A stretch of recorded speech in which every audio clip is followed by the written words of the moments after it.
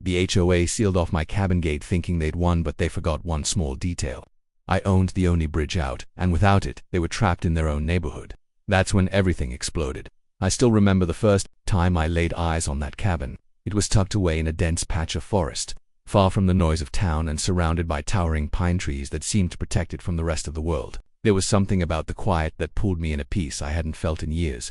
I had been living in the city, worn down by traffic, loud neighbors, and never-ending rules. This cabin felt like the exact opposite of all that. It was freedom. The cabin sat at the end of a narrow dirt path that could barely fit a single vehicle. The only way to reach it was by crossing a small wooden bridge that spanned a shallow creek. The bridge was old, maybe decades, but sturdy enough at the time. On the other side, the cabin stood like a forgotten secret, waiting patiently for someone to find it. I knew the moment I stepped onto the porch, this was going to be mine. I bought the land and the cabin outright with the little inheritance I had left. It wasn't much, just a one-bedroom log structure with a wood stove and no cell signal, but to me it was perfect. There were no HOAs, no neighbors, no noise, just birdsong, rustling leaves, and the gentle babble of the creek below. I planted a vegetable garden in the back, fixed up the porch, and even built a small shed for my tools. The bridge needed the most work. It groaned under the weight of my pickup truck and had boards so rotted they snapped when stepped on, so I decided to rebuild it entirely. That bridge became my pride and joy. I spent weeks working on it, lumber, reinforcing the frame, and sealing every inch against the elements. I paid for everything myself and got the proper county permits to make it official. I even named it Riverbone Bridge, after my old dog, River, who had passed away the year before. On one of the beams, I carved his name and the date. It felt like a tribute, something just between me and this quiet land. No one else used the bridge anyway, so I wasn't too worried about it. Everything stayed calm for about 2 years. During that time, I rarely saw anyone besides the occasional a hiker who wandered too far or a delivery driver who got lost. I was content, but slowly, things started to change. I noticed survey markers being placed near the edges of my property. Then came the construction trucks, clearing trees across the creek. At first I assumed it was someone building another private cabin. I didn't love the idea of a neighbor, but I didn't own the entire forest, and everyone had the right to enjoy the land. Still, I kept an eye on it.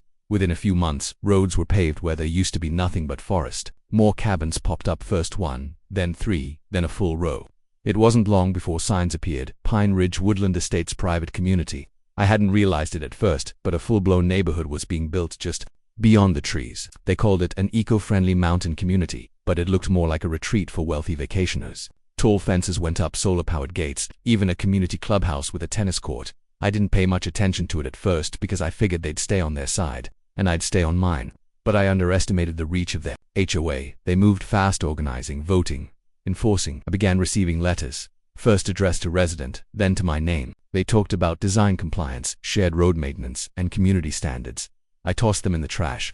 I wasn't a part of their development. I had never signed anything, never agreed to join an HOA. My land was fully independent, or so I thought. Things escalated quickly. One day I found a group of people measuring the gravel road leading to my cabin. When I asked what they were doing, one of them introduced herself as Beth, a board member for the HOA. She said they were reviewing infrastructure for the expanded community plan. I told her that road wasn't theirs. She smiled politely and said, "It will be soon." That sentence stuck with me. I tried to laugh it off, but something about the way she said it made me uneasy. Soon after, I found a glossy flyer tucked into my screen door. It had a map showing Pine Ridge Woodland Estates, and my cabin was included in it. My land, my bridge, everything was marked as part of their Phase 2 development.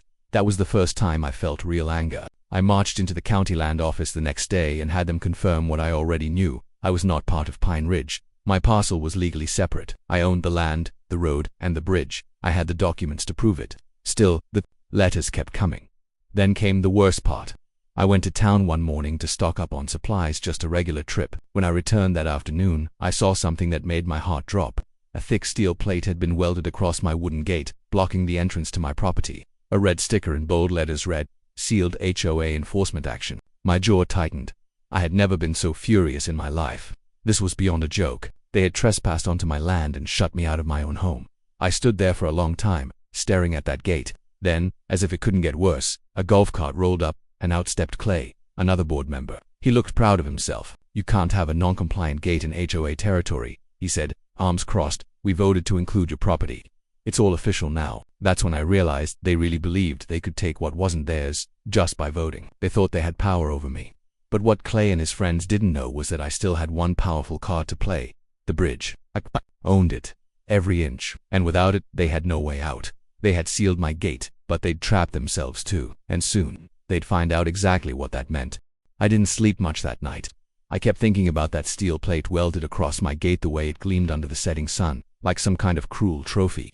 I had built that gate myself, just like I built the bridge. It wasn't just wood and metal to me. It was part of my life, my home.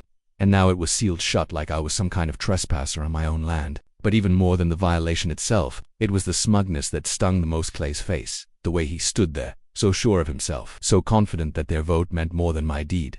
I couldn't let that stand. The next morning, I woke up early, packed a backpack, and used the back trail to reach my cabin. It wasn't easy. I had to hike almost 2 miles through dense brush, crawling under fallen branches and swatting at mosquitoes. But I made it in, and when I stood on my own porch again, I felt the rage settle into something colder focused. I knew I had to be smart about this. These people were organized, had money, and clearly weren't afraid to overstep. But what they didn't have was the law. I still had that on my side. I spent the next few days quietly gathering everything I needed. I pulled out my land deed, my bridge permit, and photos of the property lines from when I first bought the cabin. I even went down to the county clerk's office and requested certified copies of every relevant document. The staff there were helpful, especially once I explained that an HOA was trying to claim my land without consent. One of the clerks raised an eyebrow and said, "That's not how that works." I nodded. That's what I thought. Back at the cabin, I kept a low profile. I didn't remove the steel plate yet, let them think they'd won. I wanted them to stay comfortable. Meanwhile, I was studying the bridge. The one thing they had completely ignored. It was quiet down there, the water flowing gently beneath the wooden planks. Birds chirped in the trees. It looked so peaceful that you'd never guess it held the key to everything. The bridge connected the entire Pine Ridge woodland estates to the main road. Every single homeowner, every truck delivery, every visitor, they all crossed my bridge. Without it, they were isolated. Their brand new paved roads led nowhere if that bridge was out of reach. At the time they sealed my gate, they must have assumed the bridge was public or part of county land. But they were wrong, and soon, they were going to feel just how wrong. One afternoon, I watched from a distance as a moving truck came rumbling down the road, toward the new homes. The driver slowed, confused, when he reached the bridge and saw my new sign nailed to a tree. Private bridge owner access only. No community right of way. He looked around for someone to ask, then turned back the way he came. That was when I knew the clock had started ticking. It was only a matter of time before the HOA board realized they were stuck. That night, I got a knock at the back of my cabin. It startled me. I wasn't expecting anyone. When I opened the door, I saw a woman standing there, bundled in a thick jacket, her expression apologetic. "Hi," she said quietly. "I live in Lot 12. I'm sorry to bother you, but can we talk?" Her name was Maya. She had moved into the community 2 months ago with her husband and daughter. They had no idea what the HOA was really like until they were already locked in. "They promised peace and nature," she said, sighing, "but it's all control. Rules about garden colors, parking, even the type of curtains we use." I told her what they had done to my gate. Her eyes widened. "They really welded it shut." I nodded. "I saw your bridge sign," she said, "and I realized, we're all crossing your land to get to our homes, aren't we?" "Yep," I said. "Every car, every person. That bridge sits entirely on my property. They just never paid attention to it." She was quiet for a long time. Then she said, "They've been sending around a petition to charge residents for bridge upkeep. They told us it was public land." I laughed bitterly.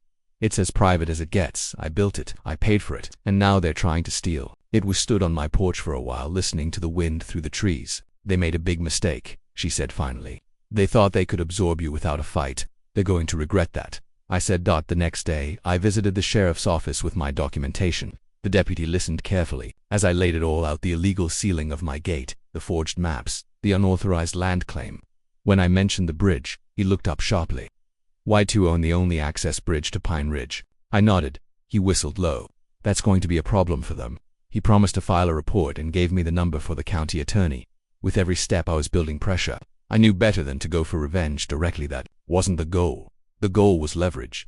And the bridge was the perfect fulcrum. They thought sealing my gate would force me to obey. But what it really did was trap them in their own lie. By the end of the week, more residents were showing up. Some angry, some confused, some quietly supportive. Word was spreading that something was off, that the board had crossed a line. But Clay and his group stayed silent, acting like nothing had changed. Let them stay smug, I thought. Let them believe they're still in control, because the gate may have been sealed, but the bridge, that was mine, and I was just getting started. For nearly 2 weeks, I said nothing. I didn't contact the HOA, didn't argue with Clay, didn't demand they unseal my gate. I let them think I had backed down, that their intimidation had worked. But while they celebrated their little victory, I was quietly preparing for mine.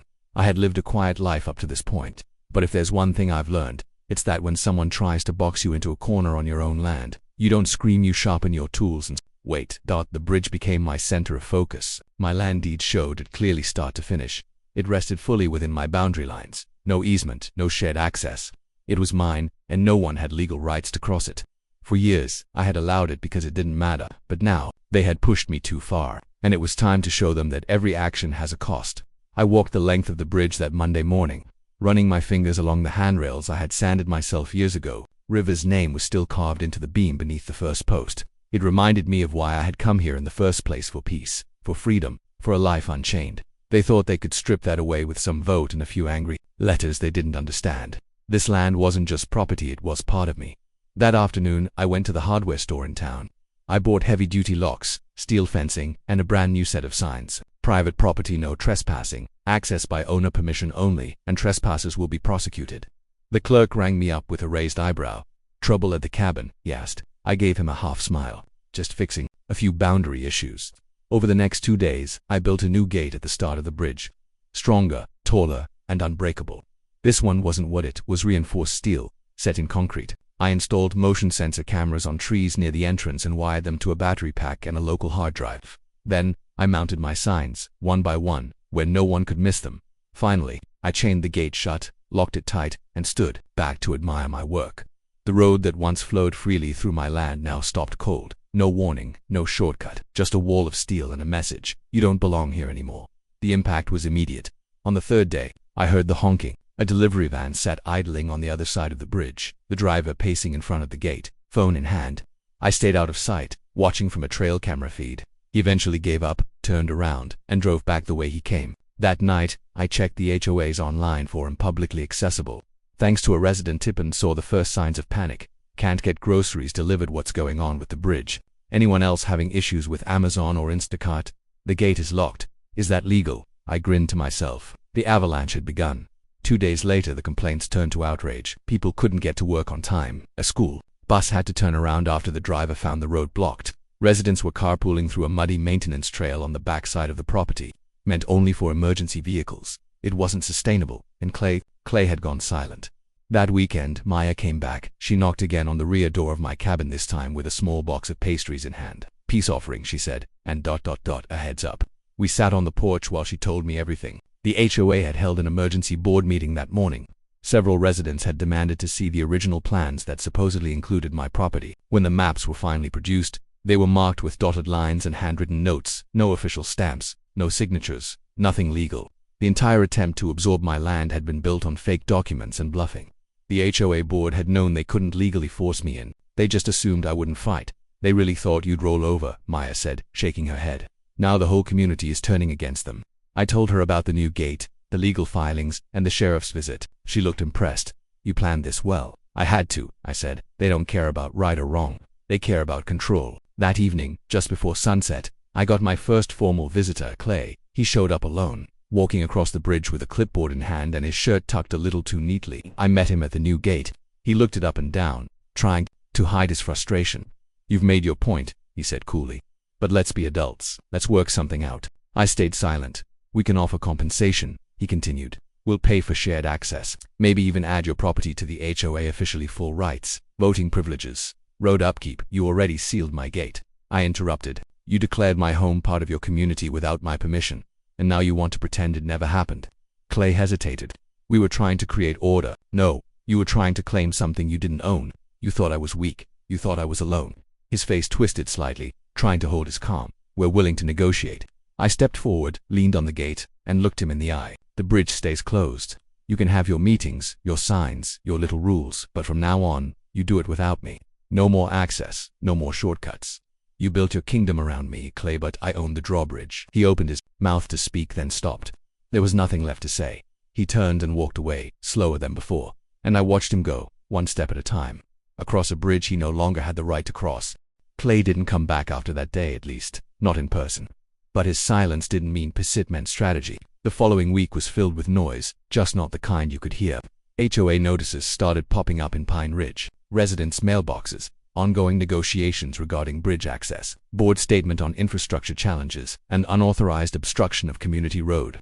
They were trying to rewrite the story. According to them, I was the villain, a recluse who had suddenly decided to cut the community off out of spite, but the residents weren't buying it anymore. The bridge closure had exposed the truth. People were starting to question how this all happened in the first place, how their access to the outside world could depend on a piece of land they didn't control, and more importantly, on a man the board had tried to push out. Maya told me that tensions were boiling. A few homeowners had even called for a vote to dissolve the HOA entirely. Your gate flipped the whole place upside down, she said, standing on my porch again with a warm thermos of coffee. People are fed up. You've got neighbors who never even talked to each other before, suddenly gathering in driveways and comparing notes. We watched the smoke curl up from my stovepipe, both of us quiet for a while. Then she said something that surprised me. They're scared. You know, Clay, Beth, all of them. Not just because you locked the bridge, because you proved they don't control everything, that there's still one thing they couldn't absorb. I nodded. Good. They needed to be reminded, but it wasn't over. Yet the next morning, I got a knock on the front gate. Not the rear trail, not Maya. This time it was official. A sheriff's deputy stood outside, clipboard in hand, cruiser idling behind him. His name tag read Watson. I recognized him from the county office, and to my surprise, he smiled when I opened the gate. "Morning, Mr. Garrett," he said. "Just here to follow up on your complaint and deliver a notice. You've probably seen this coming." He handed me a manila envelope stamped with the county seal. Inside were legal documents. Clay and the HOA board were trying to file an injunction to reopen the bridge. They were claiming essential community access and public safety hazards. I flipped through the pages carefully, then looked up. Do they have a leg to stand on? Deputy Watson shook his head. It's a long shot. Honestly, you've got the deeds.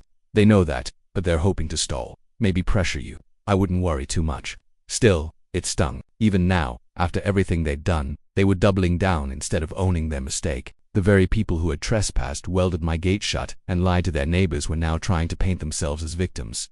But this wasn't the city, and I wasn't the kind of person who folded under pressure. Instead of backing down, I went one step further. That afternoon I filed a counterclaim, not just to defend my rights, but to demand restitution for the damage they'd caused. The sealed gate, the trespassing, the forged maps. Maya helped me find a local property rights attorney named Dennis Claymore, a retired litigator who lived 2 towns over and had a reputation for chewing HOAs alive in court. "Looks like they picked the wrong guy to mess with," Dennis said. "After reading the documents, you're holding a royal flush." Over the next week, the situation escalated fast. Residents started organizing. A group of them circulated a petition to remove the current HOA board. They held meetings at the community clubhouse, meetings that Clay no longer attended. Some folks even came up to the bridge gate just to thank me. One elderly man, Mr. Connor from Lot 7, handed me a bag of apples from his orchard. "I used to be a lawyer back in the day," he said. "Just wanted to say you're doing the right thing. They've been railroading people for too long." As the community turned, the pressure shifted completely. Then came the breaking point. One morning, a fire truck tried to access the neighborhood for a small brush fire reported near Lot 3, nothing serious. But the truck couldn't get through. The driver had to radio in and circle back to the maintenance trail. It delayed them by 15 minutes. No one was hurt, but the story exploded in the HOA forum. Parents were furious. People demanded answers. That evening, Maya called. "There, finished," she said. The emergency access issue was the last straw. Residents called a vote. Clay and the whole board. Gone, effective immediately. I sat there for a moment, stunned. After all the tension, the fights, the isolation, just like that, it was over, or at least, their control was. The next day, I received a formal letter from the newly formed Pine Ridge Homeowners Independent Committee. They apologized for everything that trespassed, the gate, the bridge assumptions. They acknowledged that I was never part of the HOA, had no obligation to join, and that the previous board had acted far beyond their authority. It wasn't just an apology, it was a surrender. And they asked politely if I would consider reopening the bridge, at least temporarily, while they worked on a long-term access solution with the county. I didn't respond right away. I took a day to think about it. I walked the full length of the creek, sat in my cabin with a hot mug of tea, looked out over the forest that had become home. This land had always been a place of peace for me. I hadn't wanted a war, but when it came, I had stood my ground.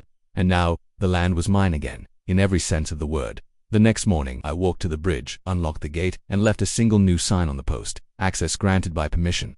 Respect is the toll. They had learned their lesson, and I had earned my peace. Summer rolled in slowly that year, and with it came a different kind of quiet.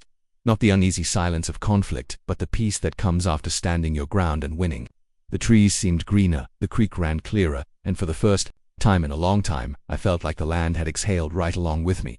The bridge gate stayed open for the time being, just as I'd promised. But now, every person who crossed it understood one thing: this wasn't just a stretch of wood and bolts, it was a line in the dirt. Reminder, that no matter how many rules they printed or votes they held, they couldn't change what wasn't theirs. Not with force, not with papers, not with arrogance. A few days after the new community committee took over, they invited me to a town hall-style meeting at the clubhouse. I had never stepped foot in that building before.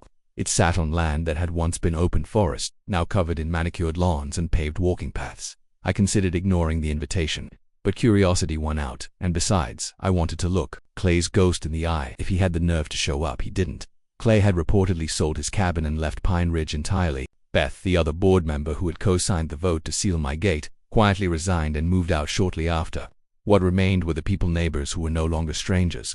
Faces I had seen from a distance were now sitting in folding chairs, not to enforce rules but to listen. Maya stood up and introduced me. "This is Mr. Garrett," she said. "You all know the bridge story.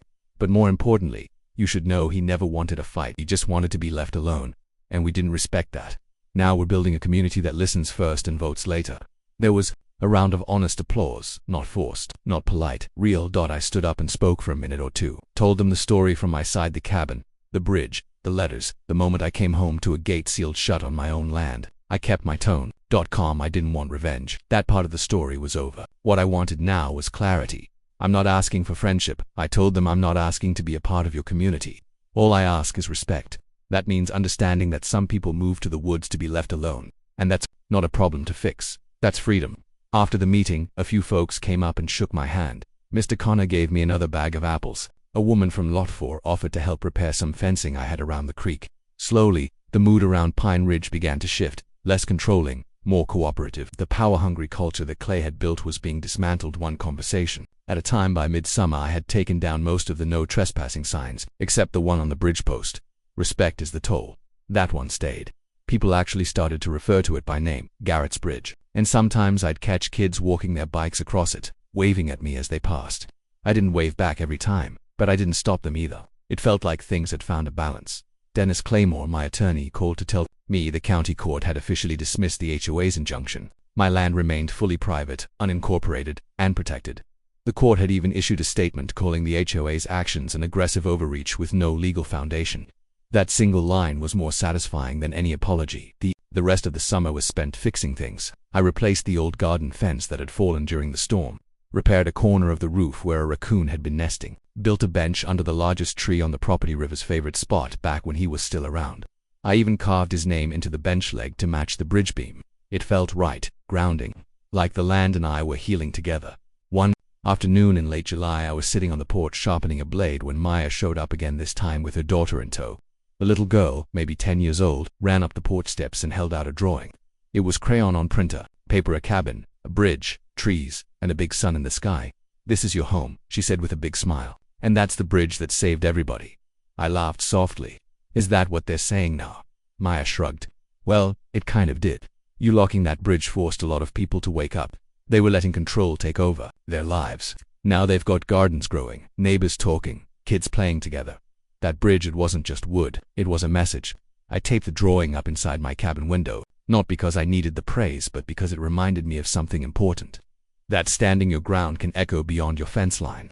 That when you protect what's yours, you sometimes end up protecting others too. By the time fall arrived, things had settled completely. The county was working on a second access road for Pine Ridge, this time fully legal and not running across my land. Once it was finished, I planned to close the bridge permanently to public use. Not out of spite, but because it had served its purpose. On the last warm day of October, I stood on the center of the bridge and looked out at the creek. The leaves had started to turn, blanketing the water in oranges and reds. The wind was soft. My cabin stood in the distance, framed in gold light. Everything was as it should be. I pulled out a small wooden plaque I had made and nailed it just under River's carved name. It read, "This bridge stood when others fell. It stood because someone stood for it." And with that, I walked back, across to the land I had protected, not just from the HOA but from the slow erosion of boundaries, rights, and respect. The cabin was still mine, the bridge was still mine, and most importantly, my peace was finally mine again. Enjoyed the story? Don't forget to like, share, comment, and subscribe to Bright Reality for more powerful real-life tales. Hit the bell icon so you never miss a twist from Bright Reality.